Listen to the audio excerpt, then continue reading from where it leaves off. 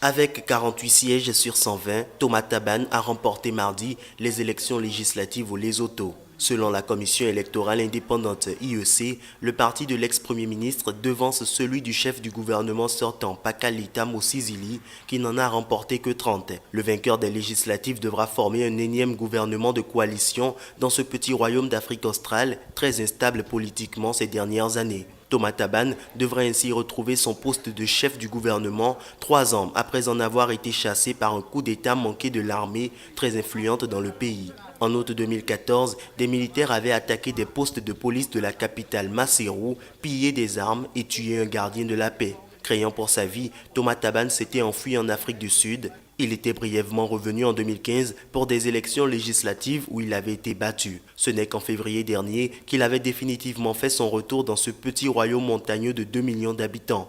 Le Lesotho, en proie à une forte instabilité politique depuis 5 ans, fait partie des pays les plus pauvres du monde. Il dépend essentiellement de son voisin sud-africain, auquel il fournit une bonne partie de son eau.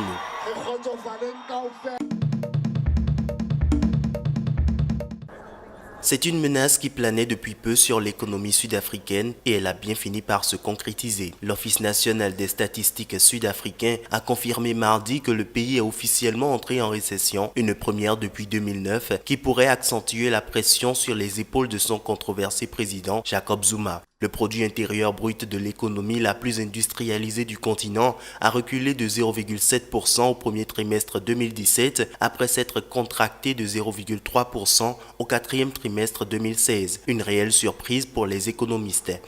C'est effectivement un choc, il n'y a aucun doute là-dessus. Je ne crois pas qu'on aurait pu le prévoir parce que je pense que la plupart des gens pensaient que les choses évoluaient dans le bon sens. Ils ont sous-estimé l'ampleur de la détérioration. Lors des 3 premiers mois de l'année, la croissance a été minée par les faibles performances de la production électrique et manufacturière et le recul du secteur tertiaire. Seuls les secteurs miniers et agricoles sont dans le vert, en forte reprise après une difficile année 2016. L'annonce de cette récession a immédiatement fait chuter le rand, moins 1,5% face au dollar, la très volatile devise nationale.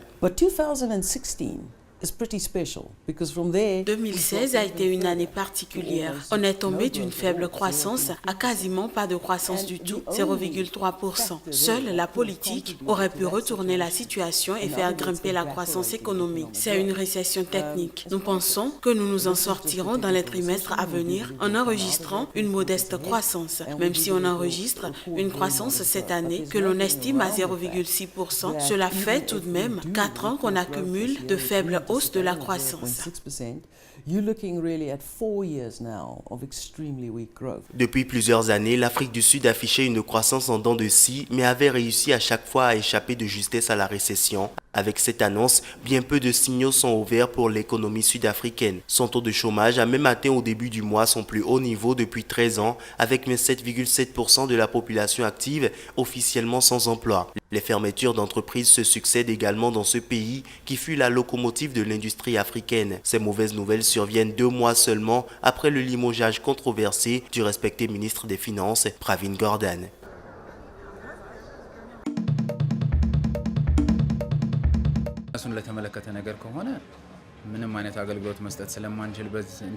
Quand Internet est coupé, notre activité est sévèrement affectée parce qu'on ne peut offrir aucun service à nos clients. On doit payer nos employés, on a un loyer et en plus, on doit payer les télécommunications.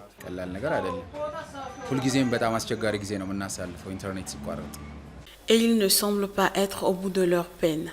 Après la coupure ayant duré plusieurs semaines l'année passée, pendant que le pays était le théâtre d'importantes manifestations antigouvernementales sans précédent depuis 25 ans, l'Éthiopie se retrouve une fois de plus privée de la connexion Internet.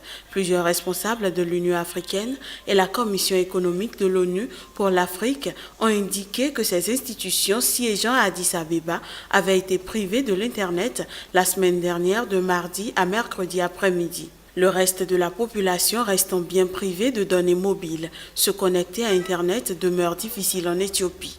En plus d'être utilisées sur les téléphones ou smartphones, les données mobiles sont utilisées par de nombreuses sociétés, institutions ou particuliers pour accéder à l'Internet dans leurs locaux ou chez eux via des cartes SIM. Beaucoup de choses se font via Internet maintenant et du coup, plein de gens ont du mal à travailler. Ça aurait été mieux qu'ils utilisent d'autres façons de faire des contrôles plutôt que de couper Internet. Quand Internet est coupé, tout est impacté. Pas seulement notre commerce, j'ai vu plein de gens avoir des problèmes. Certains ne peuvent plus travailler, les vols sont annulés, les ambassades doivent retarder les procédures de visa. Ce n'est pas anodin. L'Éthiopie impose un strict contrôle de l'Internet depuis plus de 10 ans et des réseaux sociaux tels que Twitter ou Facebook sont bloqués depuis les manifestations antigouvernementales. Avant cela, le gouvernement avait déjà décidé de bloquer temporairement l'accès aux réseaux sociaux après que des questions d'examen eurent fait l'objet de fuites. Or, les étudiants éthiopiens sont actuellement en train de passer des examens.